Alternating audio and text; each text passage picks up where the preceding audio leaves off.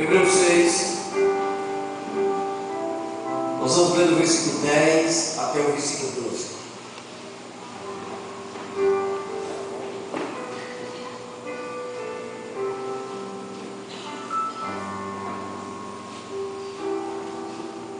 Esperar que você encontre Hebreus capítulo 6.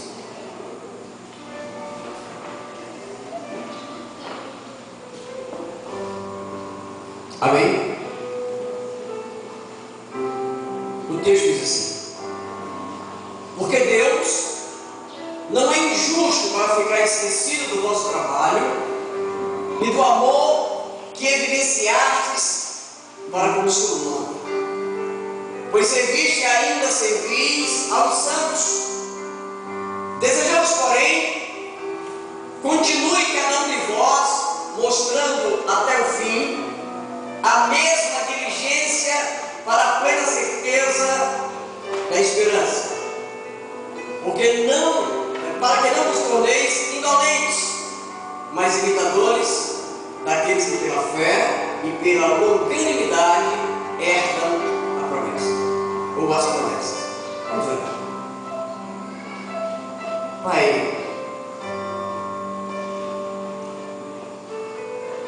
essa é uma palavra que qualquer um tem acesso a ler em casa, no ônibus, pela internet, no seu celular, no tablet, na Bíblia mesmo, direto no papel. Pode escutar através de programas, pode encontrar em folheto, escrito à mão, ou em qualquer lugar. E ela pode ser apenas uma palavra simples, que, embora com esforço possamos compreendê-la no português, sabendo que cada palavra está escrita em português, podemos ter o sinônimo através do dicionário daquilo que nós não compreendemos e tentar entender o sentido. Pode ser feita uma análise gramatical e perceber a construção da frase, da oração, como foi a intenção daquele que a construiu. Mas o sentido verdadeiro e real dessa palavra só de fato estará conosco e chegará ao nosso coração e ao nosso entendimento se o Senhor, com misericórdia, com graça, com bondade, benignidade, amor, falar conosco. A minha oração é que esta noite o Senhor, por causa do Senhor mesmo, e por causa da sua palavra e do seu próprio nome, seja servido de manifestar a nós a revelação da sua palavra, usando a minha vida, apesar de mim, e falar ao coração de cada um de nós, para que a igreja seja edificada, todos sejamos edificados e compreendamos, a partir daquele que o Senhor revelou e há de revelar essa noite, partindo da tua palavra, que é a tua verdade. Fala conosco, Deus. Glorifica o teu nome, engrandece-o. Sim, Deus, que esta noite não seja uma noite comum, mas seja uma noite que o Senhor fala conosco. E tudo seja para a honra e para a glória do nome de Jesus. Amém. Poder ser Deus.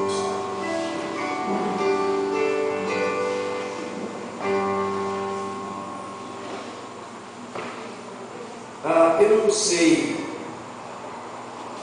se com você já aconteceu, de você desejar na caminhada, eu não sei, principalmente quando você tem muito tempo de evangelho, se já aconteceu na sua caminhada você ter vontade de largar, ter vontade de parar, ter vontade de sair, de deixar esse negócio de ser crente, de pregar o evangelho, de estar lendo a Bíblia, de ter essa obrigação de ler a Bíblia, de orar todo dia, de ter um tipo de comportamento, de ter um tipo de vida, de abrir mão de outras coisas. E se você é alguém que é um líder, se você lidera, se você pastoreia, se você é ministro de alguma parte do evangelho, a responsabilidade que pesa sobre você, eu não sei se você já teve vontade de de sair ao perceber que é muito exigido de você e que aparentemente você não recebe por parte das pessoas nada em troca.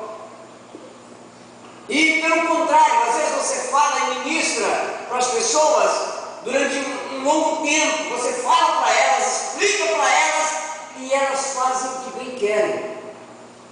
E parece que o que você está falando não vale nada, porque cada pessoa tem a sua própria vontade e segue o seu próprio arbítrio, fazendo aquilo que lhe dá na telha. Não quer obedecer, não obedece. Não quer ouvir, não ouve. Não quer vir, não vem. Não quer orar, não ora. Não quer ler, não lê. E simplesmente acha que não está fazendo nada de errado na concepção dela. E você vê com seus próprios olhos que você fala, que você prega, que você ora, que você jejua, que você se esforça. E que parece que muitas das pessoas vêm quando acham uma palavra favorável a si, dizem que foi uma bênção, mas quando a palavra fala e toca no coração, na ferida, quando machuca, dizem: eu não concordo com o que o pastor disse, eu não concordo com o que o pregador disse. Há pessoas que não concordam nem com o que a Bíblia diz. Nesse aspecto, eu não sei se você se encontra, se já teve vontade de largar, de parar, de dizer: não, eu não vou roubar, porque eu sei que é errado, eu não vou fumar, eu não vou beber, mas eu não quero mais seguir nessa caminhada, porque eu vejo as pessoas fazendo uma série de coisas, e eu estou abrindo mão de tudo isso, e parece que não está me adiantando muito, eu não estou cansado disso. Eu confesso a vocês que várias vezes eu tive vontade de largar. Eu tive vontade de abrir mão várias vezes. Muitas vezes eu me questionei se vale a pena, questionei o meu chamado, questionei, na verdade, se é prudente, se é certo, se é correto, principalmente quando você bate na mesma tecla o tempo inteiro e você vê as mesmas pessoas repetindo os mesmos erros, fazendo as mesmas coisas e com as mesmas desculpas. Eu questionei muitas vezes se convinha levar a responsabilidade sobre mim dessas almas. Eu mesmo largar, deixar de fazer tantas coisas, oportunidades para estar aqui, sendo a árvore que todo mundo joga pedra, ou que muita gente gosta de jogar pedra, que até tem prazer em fazer isso. E as pessoas não me darem. E eu próprio me achar de alguma forma como que perdendo tempo. E eu comecei a questionar se isso acontecia essas várias vezes ao longo do meu ministério, se aconteceram somente comigo, e eu percebi que não. Que grande parte dos ministros, em determinado momento da sua vida, param para pensar se está valendo a pena, se não é melhor mudar, largar e sair. E aí eu passei a averiguar se na verdade isso é só um problema do nosso tempo, do nosso século. E eu encontro na Bíblia que muitos homens de Deus tiveram vontade de persistir. Posso chamar aqui o nome de homens que tiveram um testemunho maravilhoso, usado por Deus de forma poderosa, como por exemplo o profeta Elias. E que apesar de ser um homem de fogo, usado pelo Espírito Santo, há um momento que Elias diz: eu não quero mais, não tem sentido, eu estou fazendo tudo, e parece que eu estou lutando só, nadando contra a correnteza, a vontade de não continuar. E olhando o texto de hoje, eu percebo que o Espírito Santo previu isso, não apenas para os líderes, mas para as pessoas da igreja de uma forma geral, que elas poderiam desanimar e que elas poderiam, ao longo do tempo, se elas não fossem animadas pela palavra, elas podiam ficar pelo caminho, desistirem e deixar de fazer a obra de Deus. A pregação dessa noite é para falar a respeito do permanecer firme. O que nós gostaríamos de falar essa noite é a respeito de permanecer firme. O texto diz o seguinte: porque Deus não é injusto ficar esquecido do vosso trabalho e do amor que evidenciastes para com o seu nome, pois servistes e ainda servis aos santos. Desejamos, porém, continue, a palavra no versículo 11 é continue cada um de vós, mostrando até o fim a mesma diligência para a plena certeza da esperança, para que não vos torneis indolentes. Indolente significa ocioso, indiferente, apático, inerte, negligente, descuidado. Então ele diz, para que não vos torneis indolentes, mas imitadores daqueles que pela fé e pela longanimidade herdam as promessas. Existe uma coisa que precisa ser colocada na vida de cada um daqueles que decidiu servir ao Senhor, que entregou a sua vida ao Senhor. Há uma característica que não pode faltar em quem pretende chegar ao céu, é a constância e a perseverança. Essas duas palavras precisam estar na vida daqueles que se candidataram de fato a ir para o céu. Imagine a diferença dos atletas que correm numa Olimpíada e ele corre aquela prova de 100 metros rasos e aqueles outros que correm a maratona.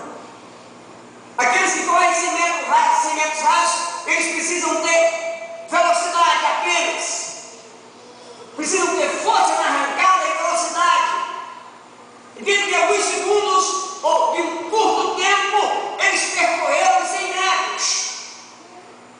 Mas aqueles que vão para uma maratona, eles não podem se preocupar com velocidade, mas precisam se preocupar com constância.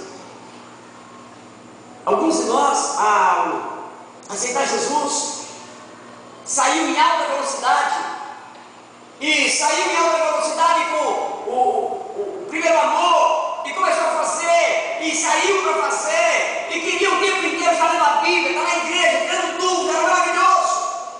Mas em pouco tempo, cansaram, porque só tinham arrancado para 100 metros, e ao longo do tempo foram ficando cansados, e foram ficando sem força, e alguns estão a ponto de desistir, estão a ponto de parar, estão a ponto de não querer mais andar ou dar continuidade àquilo que foi proposto. Eu quero que você entenda que no Evangelho não é tão importante como você começa, mas é importante como você termina. Não é tão importante que você comece e demonstre alguém aparentemente com tanta sede e em pouco tempo você vai de tudo. O que Deus vai pedir, na verdade, é como é que foi o final. Se você poderá dizer aquilo que Paulo diz: combati o bom combate, cumpri a minha carreira, guardei a fé. Agora já posso esperar o que vem para mim. A questão é exatamente como você vai terminar. Se você começar com força total, mas você para no meio, isso não pode ser levado em conta, embora a Bíblia diz aqui, porque Deus, no versículo 10, não é injusto para ficar esquecido do nosso trabalho. Claro que Deus não é injusto. E para falar a respeito disso, eu vou ler alguns textos para falar a respeito da não injustiça de Deus. Mas eu quero acender em você que a decisão de servir Jesus é para a vida toda, é para sempre. Se você aceitou Jesus, e muitos de nós fazem isso, por causa de uma necessidade, isto é, você ao longo do tempo, ele se encontrou uma dificuldade tal que você olhou para um lado e para o outro e pensou: não tem jeito, é só Jesus mesmo, eu vou atrás de Jesus que não tem outro. Por causa da dificuldade que você estava. E aí, Jesus resolveu o seu problema. Você já não tem mais aquele problema, e você já não tem mais fôlego e nem vontade de continuar servindo ao Senhor, porque você veio atrás de Jesus por por causa do problema.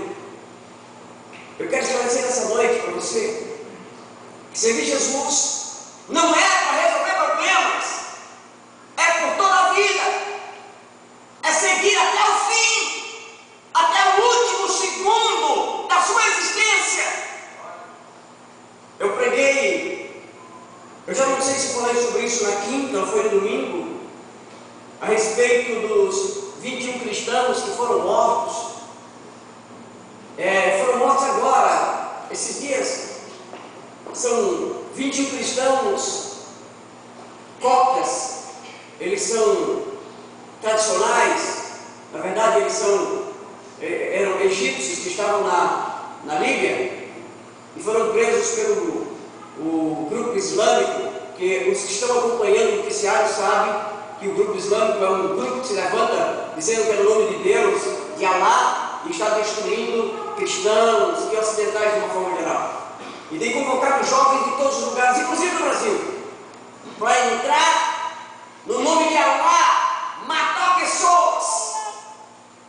E eu quero fazer uma correção, porque eu vi o vídeo do irmão de dois mártires que morreram, mas eu não havia visto o vídeo da morte, de como eles foram decapitados.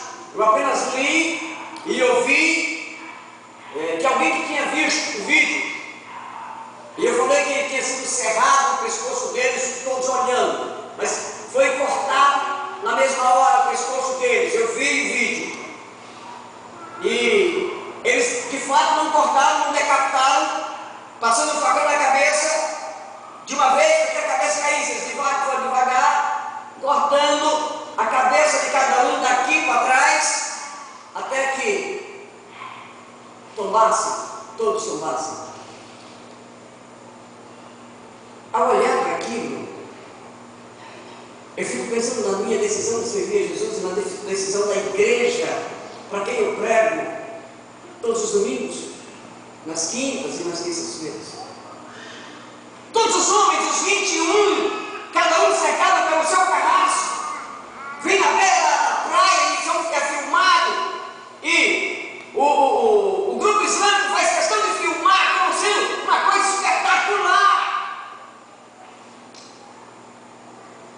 Os 21 são postos, cada um com seu carrasco atrás, todos eles com aquela faca que a gente conhece como sabre, que é utilizada principalmente entre os árabes.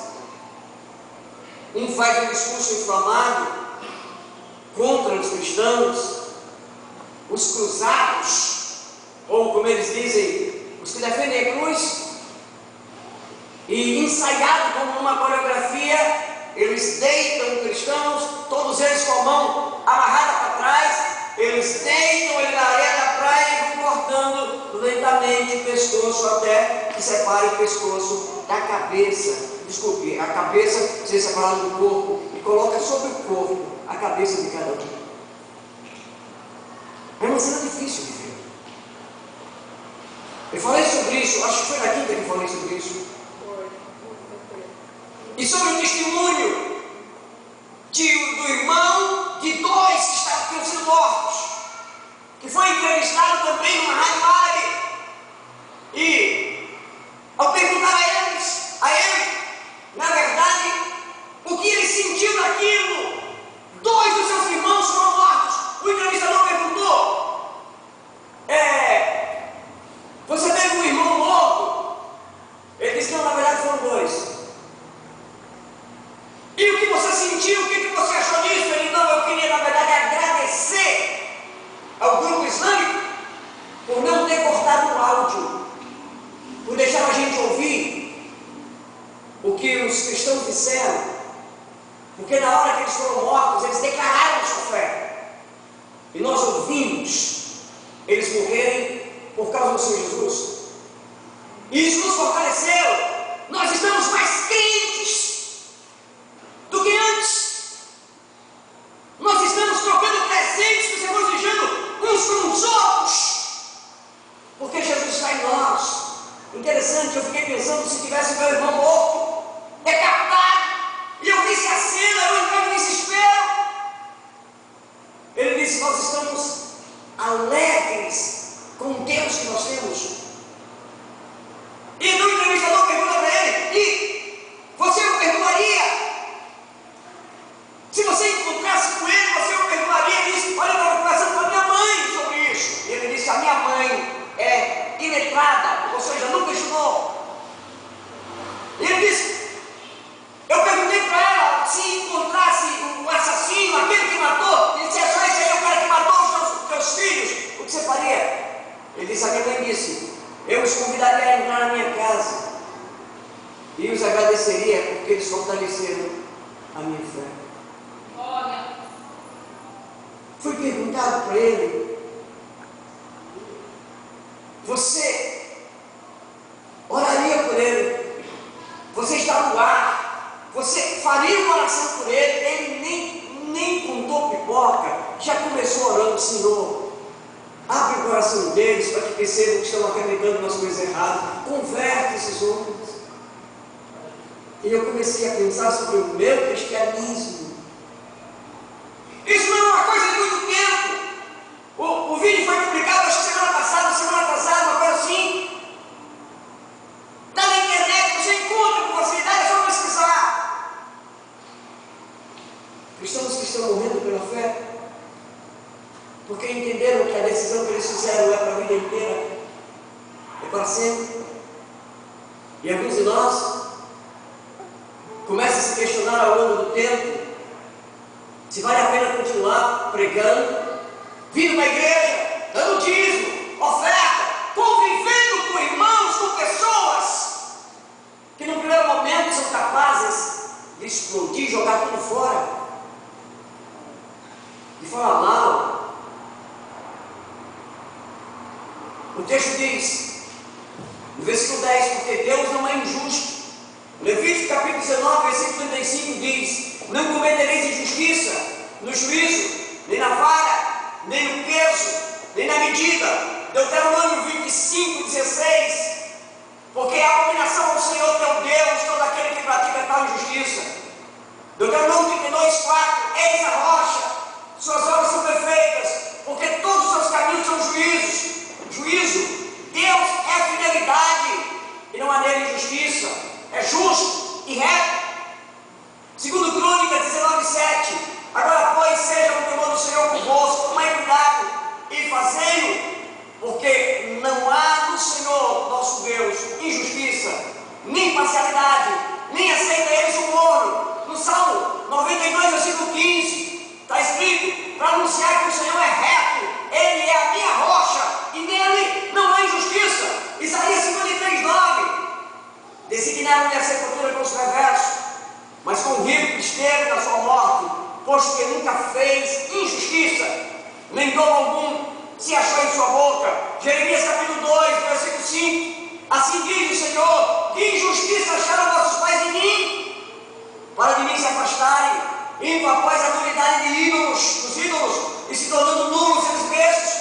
Romanos capítulo 1, versículo 18, a ira de Deus se revela no céu contra toda impiedade e perversão dos homens que detêm a verdade pela injustiça. Em Romanos 9, 14, que diremos, pois, há injustiça da parte de Deus? De modo nenhum.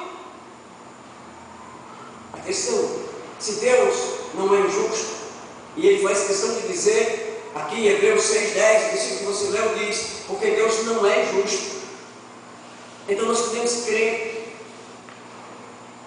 como um todo a nossa vida, porque o versículo também diz: Deus não é injusto para ficar esquecido.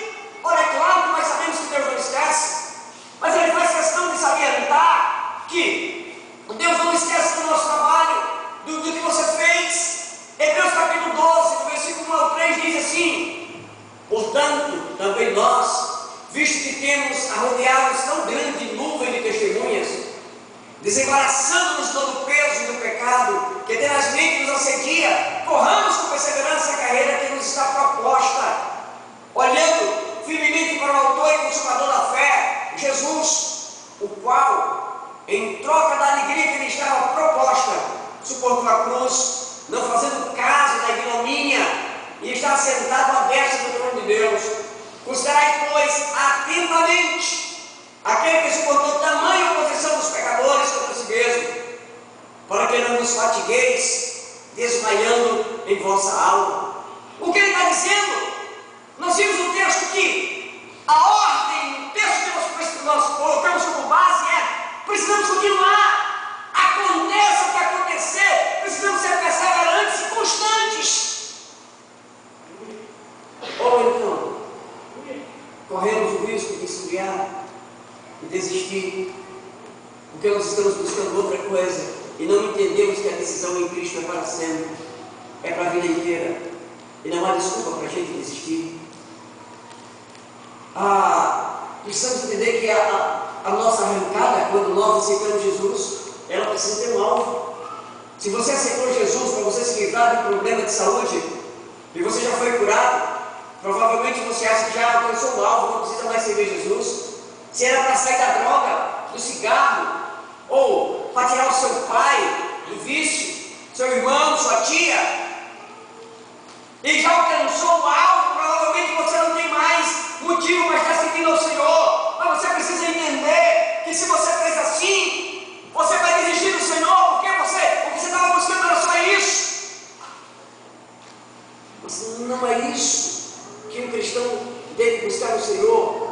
A decisão de servir o Senhor precisa ser para sempre. Aconteça o que acontecer, demore quanto demorar, seja fácil ou difícil a sua caminhada, você precisa saber que o seu alvo é no final da sua vida. Você entregou todos os dias da sua vida ao Senhor. Ou então, não há sentido para você vir na igreja. Quantas coisas nos desanimam, coisas que acontecem no nosso trabalho, na nossa própria casa, desanimam. Vem uma vontade de a gente desistir, de desanimar. Precisamos lembrar, nós fizemos um contrato para a vida inteira. Podemos perder todas as coisas, mas não podemos perder o alvo do Senhor. Temos uma carreira proposta. Foi feita uma proposta para nós aceitamos. Se aceitamos essa proposta, precisamos seguir. Gálatas capítulo 5, versículo 7 diz: vós corris bem, quem vos impediu de continuar a desobedecer a verdade? Paulo está escrevendo para os Gálatas dizendo: vocês estavam na carreira boa, estavam seguindo normal. Chegou alguém com uma proposta nova, os judaizantes, que queriam introduzir a lei de novo na igreja, e vocês começaram a mudar. Paulo disse: vocês corriam bem, vocês estavam direitinho, se viram até o direitinho, mas começaram a entortar o caminho, mudaram o rumo, mudaram o alvo.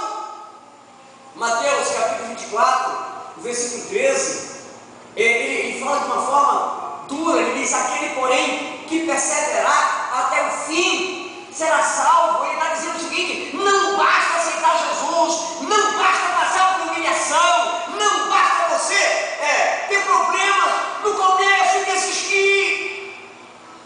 Tem que perseverar até o fim. Lucas capítulo 14, do 25 ao 32, ele diz assim: grandes multidões o acompanhavam. Preste atenção, porque na maioria das vezes, quando a Bíblia vai falar de grandes multidões, parece que o Senhor vai fazer escolhas. No meio das multidões ele vai peneirar, ele vai separar pessoas. Então ele diz: grandes multidões o acompanhavam, e ele voltando-se lhe disse. Deixa eu abrir um parênteses aqui. O sonho da maioria dos pregadores é ver uma multidão seguindo. Da maioria dos líderes está feliz em pregar para a multidão, ver uma multidão na sua denominação, e eles acham que isso é obra de Deus, é prosperidade, é bênção do Senhor. Deus está nesse negócio porque tem uma multidão. Jesus, quando viu a multidão, quis diminuir. Ele sabia que a multidão não estava bem intencionada. Olha só, grandes multidões acompanhavam, e ele voltando lhe disse: se alguém vem a mim e não aborrece seu pai, e mãe, e mulher, e filhos, e irmãos, e irmãs, e ainda a sua própria vida, não pode ser meu discípulo. E qualquer que não tomar a sua cruz e vier após mim, não pode ser meu discípulo? Pois qual de vós, pretende construir uma torre, pretendendo construir uma torre, não se assenta primeiro para calcular a despesa e verificar se tem os meios para concluir, para não suceder que, tendo lançado os alicerces, não podendo acabar, todos os que a virem zombem dele, dizendo: este homem começou a construir e não pôde acabar. Ele diz: quem é que vai começar uma construção e no primeiro verifica, não faz um orçamento para uma construção grande, para ele não começar e ficar devendo e parar a construção no meio? E as pessoas falaram dele. Ele está falando a respeito de alguém que precisa ter visão do futuro, que vai em frente. Versículo 31 diz: qual é o rei que, indo para combater outro rei, não se assenta primeiro para calcular se com 10.000 homens poderá enfrentar o que vem contra ele com 20.000? Caso contrário, estando o outro ainda longe, envia-lhe uma embaixada pedindo condições de paz. Ele disse: ninguém com um exército pequeno não olha quando a gente tem condição de vencer. O que a gente tem para lutar com um exército grande? Ele disse: uma pessoa com pouca gente não vai contra muita gente, a não ser que ele tenha certeza que vai ganhar, que ele tenha algo diferencial ou diferenciado. Hebreus capítulo 3, o versículo 6 diz assim: Cristo, porém, como filho em sua casa, a qual casa somos nós, se guardarmos firmes até o fim a ousadia e a exultação da esperança. Preste atenção. O que ele está dizendo é que, se você não for constante, e se você não permanece, você sabe de uma coisa, você pode dizer para o Senhor: eu entro na igreja, eu tenho evangelizado em algumas oportunidades, e uma das coisas que dói muito quando eu estou evangelizando é encontrar pessoas que me contam a seguinte história: ah, sou pastor? Eu sim, sou pastor. Ah, pastor, eu já fui na igreja, eu já fui do Ministério do Louvor, eu já fui pregador, eu evangelizava, eu dava a escola dominical, eu pregava, eu era responsável por isso, por aquilo, e aí eu saí da igreja. Aconteceu uma coisa na igreja e eu acabei indo embora. Há um estudo, eu não sei até que ponto esse estudo tem fundamento, mas que diz que para cada crente ativo, há um descrente que já foi crente, há um desviado. Para cada crente que vai à igreja, há um que já esteve na igreja e se desviou. Eu estou pregando essa noite para você não engrossar a multidão daqueles que estão fora, que um dia estiveram na igreja e depois tem uma desculpa para dizer: eu estive na igreja, mas ao longo do tempo, sabe como é? É que aconteceu, é que o trabalho, é que os filhos, é que a minha mulher, o meu marido, é que o povo da igreja me criticava, isso e aquilo, e eu saí da igreja. O que você vai dizer para Deus? Que você vai ao inferno por causa do povo da igreja? No dia do seu julgamento, você dirá para o Senhor: ah, Senhor, a culpa não é minha, a culpa é do pastor, é do evangelista, é do presbítero, do diácono, a culpa é do líder do ministério, a culpa são dos irmãos e das irmãs da igreja que me xingaram, que me trataram mal, e aí eu saí. É isso que você vai dizer? Vai diminuir o tamanho da chama e o ardor do fogo. A Bíblia diz que nós somos responsáveis, cada um por nós mesmos. Teremos que dar conta, cada um pela nossa própria alma.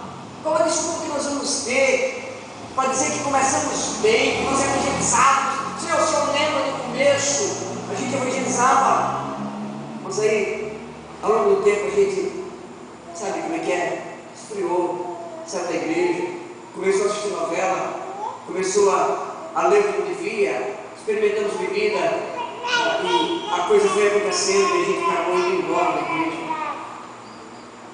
Quantas pessoas saem por causa do relacionamento? Meu Deus! Quantas eu vi sair dessa igreja por causa do relacionamento? Desta igreja que vocês estão, e que saíram simplesmente por causa do relacionamento, não concordavam, amavam mais a outra pessoa do que a própria obra, do que a sua própria alma. Quantos? Há um especial que eu lembro. Ah, Deus, como eu aconselhei essa pessoa, mas ela queria casar de qualquer jeito. Era um casal que queria casar de qualquer forma, nada os impediria de casar. Eu disse que eu não celebrava o casamento, não tinha jeito, o casamento ia quebrar, estava tudo mostrando que o casamento ia romper, que não dava para continuar, mas eles insistiram, saíram da igreja, foram para uma outra igreja, porque eles queriam casar. O pastor dessa outra igreja me ligou, perguntando por que eu não ia celebrar o casamento. Eu expliquei as minhas razões. Ele disse: não, mas o senhor deve celebrar o casamento deles, eu não vou celebrar não, mas o senhor tem que celebrar, tem que sair daí. Então, se o senhor quiser celebrar, o senhor faz, eu não vou. Ele ficou com raiva, o outro pastor queria, porque era amigo deles, que eu celebrasse.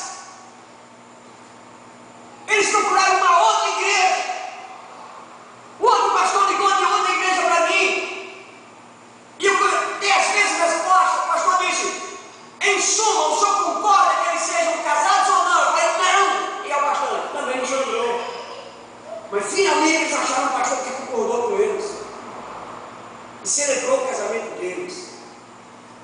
Eu disse para eles que o casamento deles duraria 6 meses, e não durou 6 meses. Anos depois eu encontrei a jovem, a esposa. O marido já estava junto com outra igreja, da outra igreja já. Já estava junto com outra. E ela veio falar: pastor, o senhor precisa falar com o pastor da outra igreja. Falar com quem? Com o pastor da outra igreja, porque o senhor conhece a história. Eu disse: não, senhora. Eu lhe disse para não casar. Eu não tenho nada nisso. Eu disse para não casar. Fale você lá. Eu nem conheço o pastor. Ele não é minha ovelha mais. Você não é mais minha ovelha. Você fez uma escolha. Ela disse: pastor, eu tenho uma coisa para dizer para o senhor.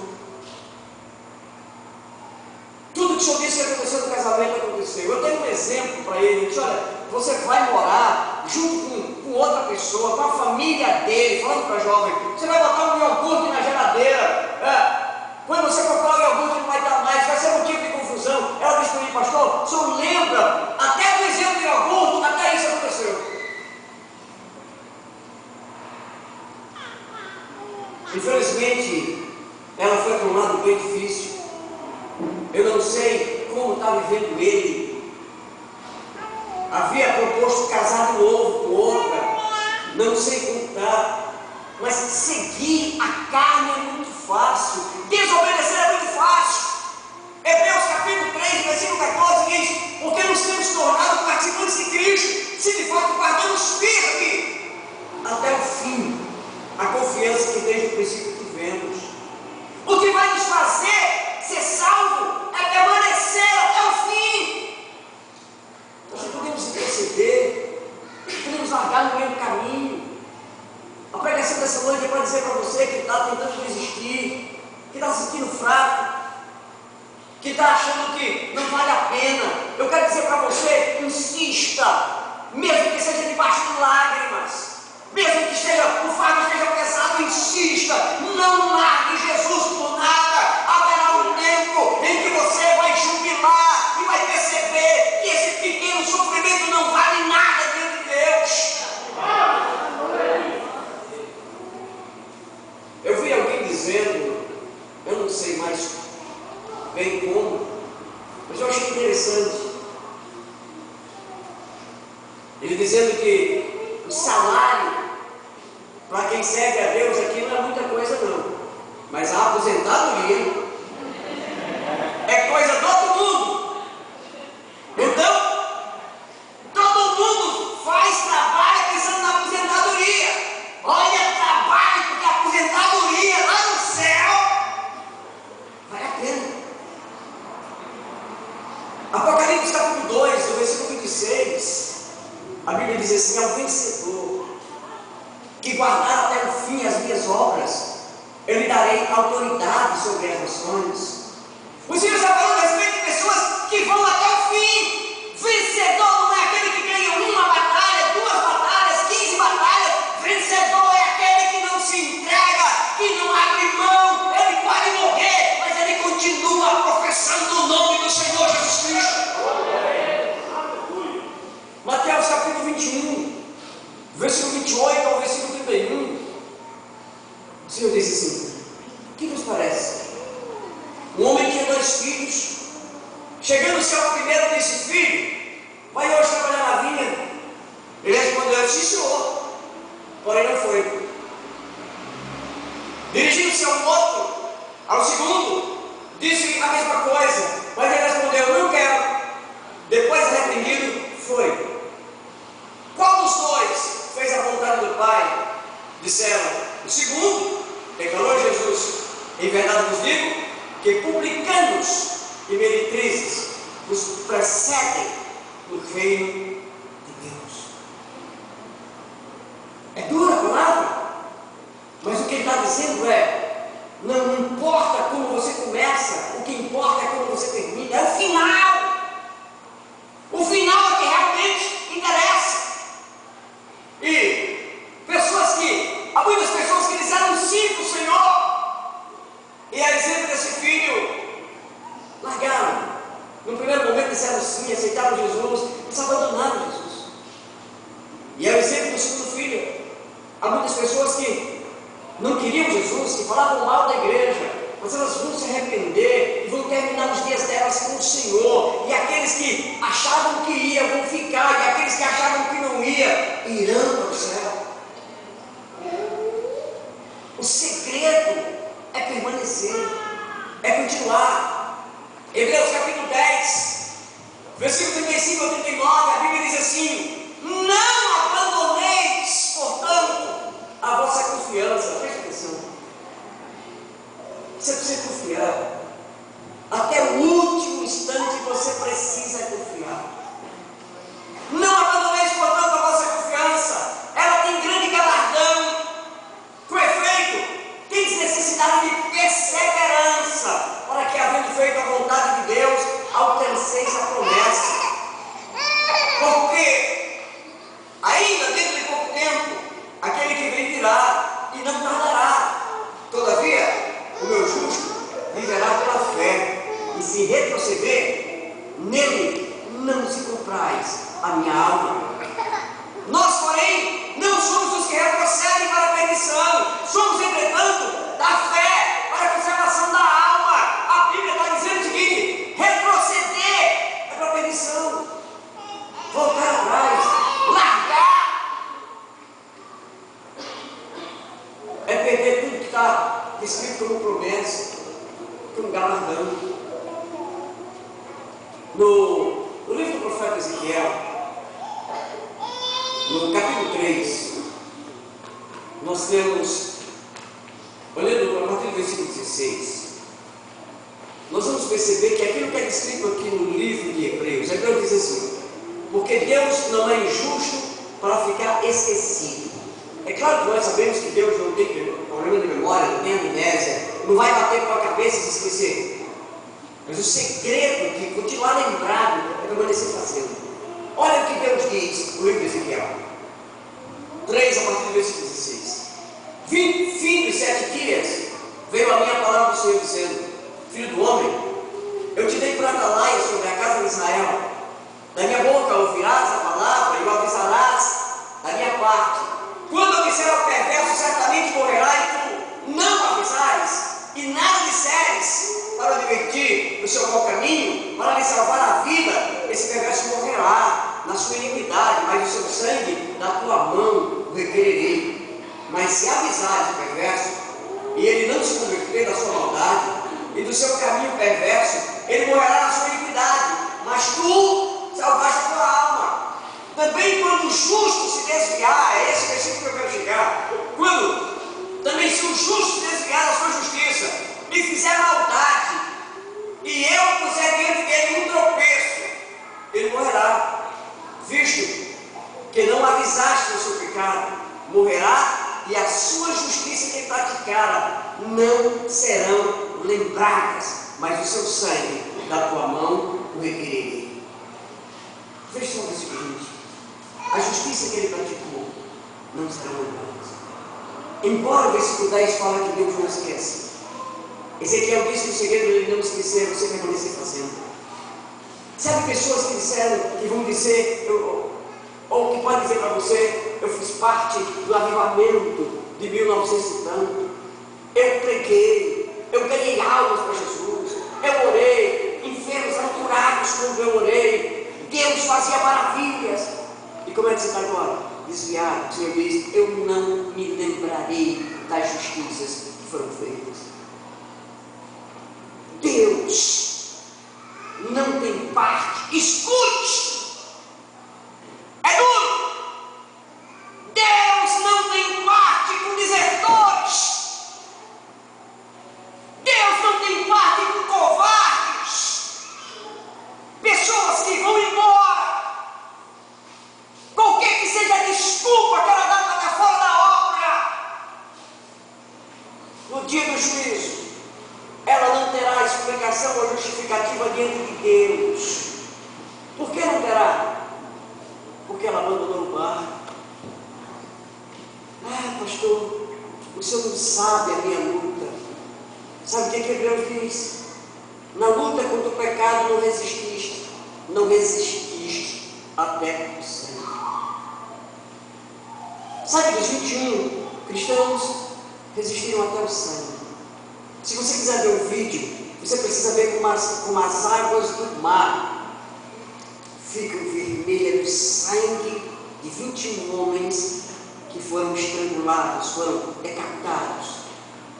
A quantidade de sangue que foi para dentro do mar, as águas ficam vermelhas. Resistiram ao sangue. O Senhor não tem parte com pessoas que estão cansadas no meio do caminho. Eu não aguento mais, eu não consigo mais, não dá para continuar. Ah, é muito difícil, tem gente criticando. Pergunta para Jesus se foi fácil. Pergunta para Pedro, pergunta para Paulo se foi fácil. Versículo 21 ainda de Ezequiel 3. No entanto, se tu avisares o justo para que não peque, e ele não pecar, certamente viverá porque foi avisado, e tu salvaste a tua alma. 1 Coríntios capítulo 15, no versículo 58, ele diz assim: portanto, meus amados irmãos, sede firmes, inabaláveis e sempre abundantes na obra do Senhor, sabendo que no Senhor o vosso trabalho não é vão. Apocalipse capítulo 22, no versículo 12, que legal. Ele vai falar a respeito da recompensa. Eis que venho sem demora, e comigo está o galardão que tenho para retribuir a cada um segundo as suas obras. Deus tem um salário, Deus tem um galardão, Deus tem algo para entregar, mas Ele não vai entregar para aquele que desistiu faltando um dia, faltando uma hora, faltando meia hora, 15 minutos, faltando 5 minutos. O galardão é para aqueles que foram até o último segundo. É para aqueles que entenderam: a minha vida é do Senhor todos os dias, até sempre, porque depois que morrer, continuará com o Senhor. Miqueias capítulo 2, versículo 10, a parte A do versículo diz assim: levantai-vos e ide-vos embora, porque não é lugar aqui de descanso. Miqueias diz: o lugar de descansar não é. Eu sei que Deus pode fazer alguns mimos com você. Eu sei que Deus pode dar para você coisas que você tem pedido, como carro, casa, esposa, marido, filhos, dinheiro, sei lá, posses. Isso são coisas que Deus realmente nos dá no percurso enquanto andamos. Mas aqui não é um lugar em que você vai se preparar para viver uma vida plena de alegria. Aqui nós vemos, como diz a palavra de Deus, apenas como uma sombra, mas um dia o veremos como Ele é e Ele nos verá como somos. Um dia estaremos frente a frente com Ele. Então tudo que a gente tinha dúvida será esclarecido, tudo que a gente desejava vai receber. O que a nossa alma anseia, as necessidades da nossa alma, um dia serão recompensadas. Nós estaremos em um lugar que não pode ser comparado a nada que você possa comprar aqui, nem nada, nenhum prêmio que você ganhe aqui pode ser comparado àquilo que você vai receber das mãos de Jesus Cristo. Nós estaremos no céu com o Senhor. Isso vale toda a glória. Agora, eu comecei dizendo para você essa noite que pode ser que você tenha, como eu, algumas vezes tido vontade de largar. Pode ser que agora, nesse momento, você que está aqui, esteja passando por uma dificuldade, que você está considerando não vir mais à igreja, não servir mais a Jesus. Ou talvez nem é uma dificuldade, é que você começou a amar outra coisa mais do que Deus. Você começou a amar alguém ou uma coisa mais do que o Senhor, e essa coisa já assumiu praticamente todo o espaço que Deus tinha no seu coração. Por isso você já chega tarde na igreja, por isso você a igreja não é mais aquilo que era antes. Você vem forçado, parece aqueles prisioneiros que andam com uma bola de ferro arrastando lentamente. Você já vem para a igreja para que ninguém fale mal. O seu amor por outras coisas encheu tanto o seu coração que não há espaço para o Senhor. E você está sentindo vontade de mais.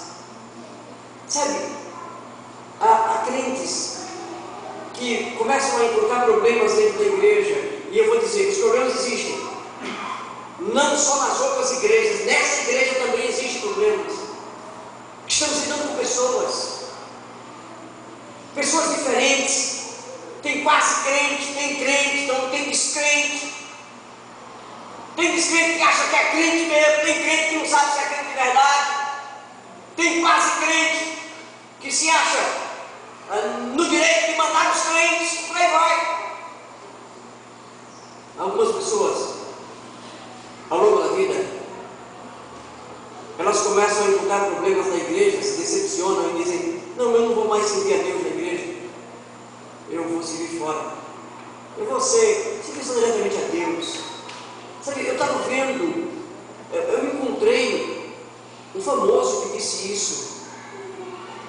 A Carol Salico, esposa do jogador Kaká, ela disse que nem mais para a igreja, porque ele servia a Deus fora. Se decepcionou com algumas coisas que ela viu na igreja e achou que pode servir ao Senhor. Depois dessa decisão dela, quantos problemas ela teve, acabou separando do Kaká, voltaram, criaram problemas sérios. O Kaká teve uma grande queda profissionalmente. Agora, está voltando de novo. Nós não podemos servir fora do corpo. Deus não nos fez um galho separado da árvore. Os problemas funcionarão para testar em nós. Portanto, se você está aqui e você está se sentindo desanimado, você está levando como que um peso sobre você, você está, na verdade, seu coração talvez já esteja, como eu disse, ocupado por um outro amor, por outras coisas, ou você estava desejando que estar com Jesus não tem problema nenhum. Você nunca leu esse versículo de Miqueias que diz que o nosso descanso não é aqui. Você estava esperando descansar, prosperar, uma porção de coisas e não problemas. Jesus disse para você, isso pode não ser muito animador, mas ele disse: no mundo tereis aflição. Tem de bom ânimo, eu venci o mundo. O livro de Hebreus diz que nós devemos olhar para ele como autor, como exemplo, autor e consumador da nossa fé, que sabendo da carreira que estava proposta, se sujeitou a todo sofrimento e foi até o final.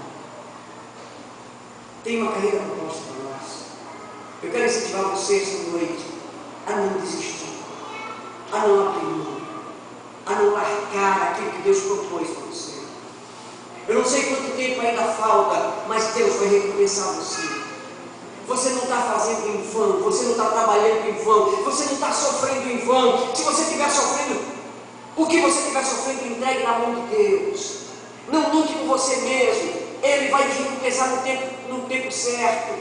Mas eu quero que você entenda: Deus não me chamou para os seus dias terminarem como se fosse nada. Você terá a sua recompensa. Se você quiser receber sua recompensa aqui, vá para uma dessas igrejas que está vendendo aí um monte de coisa. Você dá uma oferta mais alta, tem mais correntes, etc., para ganhar essas coisas. Mas se o seu pedido ao Senhor, se o seu desejo é salvação da sua alma, é compromisso com o Senhor, escute. Deus tem compromisso com aqueles que não desistem. O compromisso é com os que perseveram. Não, como eu já disse, com os covardes. Não com aqueles que se acham tão fracos, que querem desanimar. Ele disse: tem de bom ânimo, eu venci. Eu não sei quantas pessoas estão nesse lugar que ainda não entregaram sua vida a Jesus. Porque talvez disseram que sim para Jesus, mas o sim nunca foi real, porque nunca pararam para pensar que a decisão que estavam tomando era para a vida toda. Pensaram que é só para poder se ver livre do problema. Quantas pessoas entram na igreja apenas para se ver livre do problema? Depois de se ver livre do problema, não sabem mais o que está na igreja. Não querem mais estar, para elas não ter mais sentido. Porque só queriam se livrar do problema. Se você está nesse lugar e isso aconteceu com você, você disse sim, mas você já cansou da corrida, você já está desistindo. Eu queria que você reconsiderasse e começasse a conversar com Deus agora, aí onde você está. Começasse a dizer para o Senhor que você quer que Ele seja o dono da sua vida, o capitão do seu barco. Que mesmo que tenha dificuldade, você quer prosseguir, você quer continuar com Ele. Mesmo que você sofra, mesmo que você não tenha tantas coisas, mas você quer continuar com o Senhor. Se você ainda não entregou a sua vida a Jesus, entregue agora. Aí onde você está, peça a Deus para entrar no seu coração, peça perdão a Ele. E ao final do culto, me procura. Eu quero ajudar você. Agora, se você está aqui simplesmente porque está desanimado, se o seu problema é desânimo, você desanimou, e você desanimou porque na verdade, bem, cada um com o seu problema. Alguns desanimam porque eles dizem assim: eu não tive oportunidade na igreja, eu fui fazer outras coisas, o pastor nunca me deu oportunidade, o pastor nunca me deu uma chance, eu fui para outro canto, fui fazer outras coisas. A quem você está servindo? A Deus ou ao pastor? Deus é dono do pastor. Sirva a Deus. Se o pastor não estiver fazendo certo, Deus tem o pastor. Deus manda no pastor. Deus manda na igreja. A sua função não é julgar o pastor, nem os líderes. A sua função é servir a Deus, é amar a Deus, é adorar a Deus. Se você está sentindo isso, vai continuar. Eu quero orar essa noite por você. Eu quero orar de uma forma como faz tempo que nós não oramos na igreja. Eu acho que alguns de nós estão precisando de uma oração. Eu me achei assim, precisando de uma palavra de ânimo de Deus. Que às vezes quando você acha que está tudo resolvido, de repente você percebe que nem está resolvido assim. Que você vai ser machucado, precisa superar. Deus é maior que isso. Você que veio essa noite com o coração machucado, a alma machucada, você que está machucado porque emocionalmente machucado, você está fragilizado com tantas coisas. Eu acho que é para você que Deus está falando. Eu acho que é com você que Deus está falando. E eu queria que a igreja ficasse de pé agora, para que a gente orasse.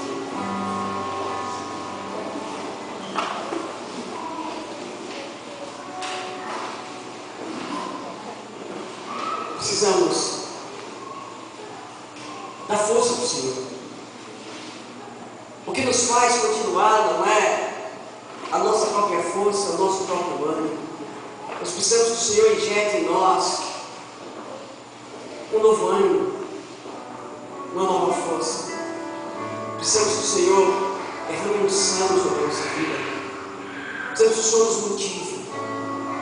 É muito fácil desanimar. É muito fácil desertar. É muito fácil ir embora. É fácil porque quer.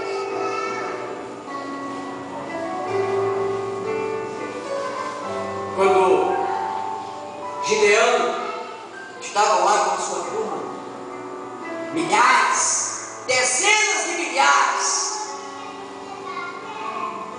Deus fez ele ver que daquelas dezenas de milhares de soldados que iriam lutar, ele só precisava de 300, porque os outros eram covardes, medrosos, descuidados. Deus quer contar com você. E se você estiver hoje com pouca energia, a nossa oração é para Deus encher a sua bateria de energia essa noite.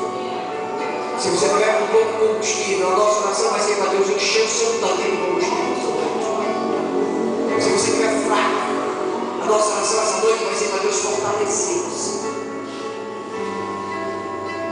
para que você possa fazer, como diz a Bíblia, nível fraco, eu sou forte.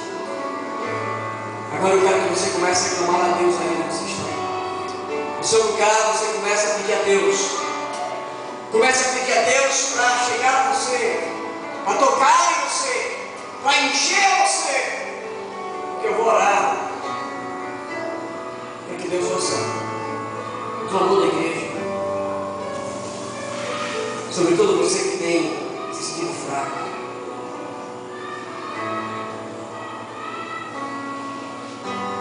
Pai,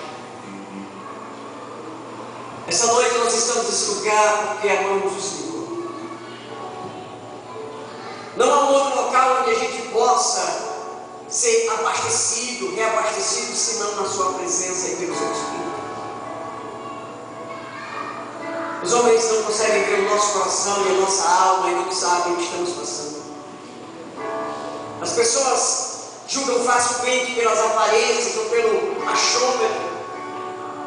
E muitas vezes, meu Deus, nós somos submetidos àquilo que nós não queríamos ser. Somos relegados.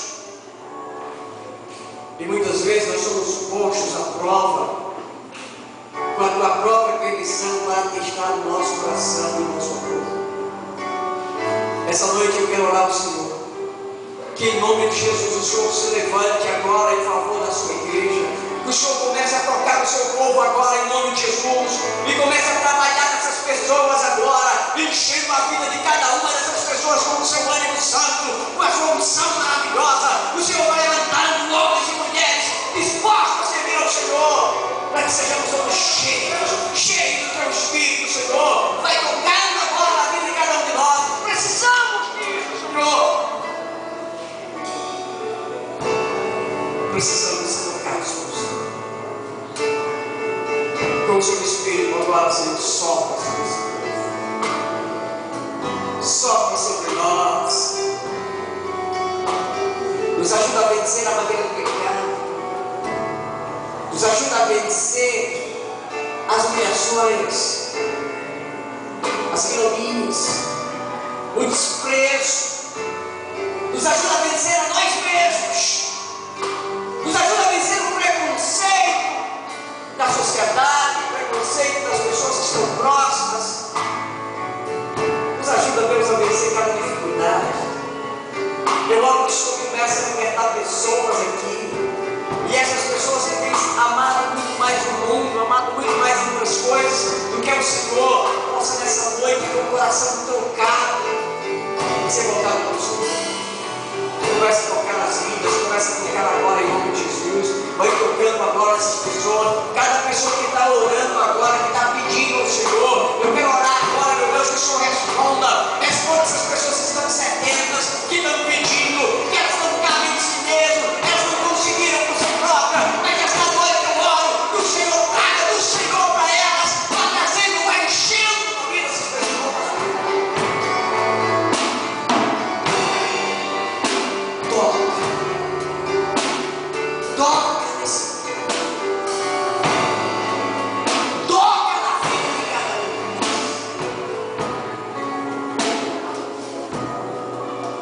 pessoas por Deus e possa perseverar diante do Senhor.